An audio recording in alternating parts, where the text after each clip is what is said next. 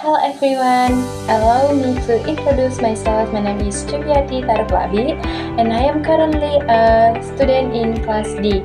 I am part of the 25 cohorts, which means I officially began my academic journey in this program in that year. I am majoring in physiotherapy and I am registered under the student identification number 2506065020034, which represent my official identity. A 25-year-old woman came with complaints of neck pain that began last Monday. The pain started gradually and initially felt like mild stiffness, but over the next few days it progressed into a more persistent discomfort while working.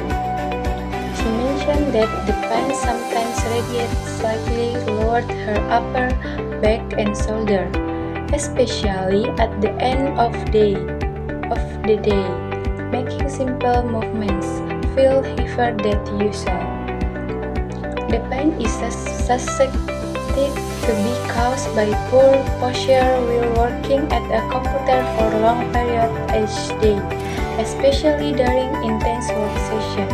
She often sat with her shoulder rounded forward and her neck extended toward the screen, a position she maintained unconsciously.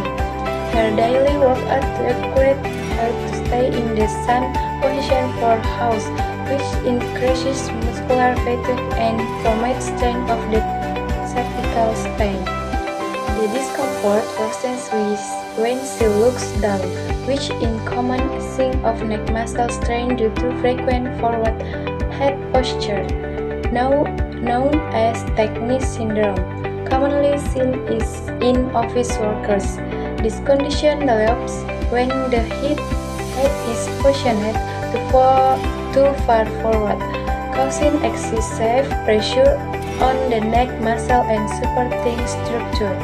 The patient reported no history of trauma fails or surgery involving the neck, suggesting that the main cause was muscle and joint tension resulting from improper sitting posture at work and repetitive daily activities.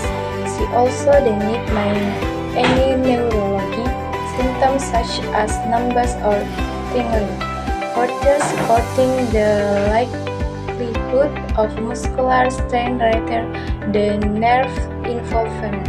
Initial management included correcting sitting posture by keeping the computer screen at eye level, taking regular breaks with gentle neck stretches, and using over-the-counter pain relief if necessary to reduce inflammation.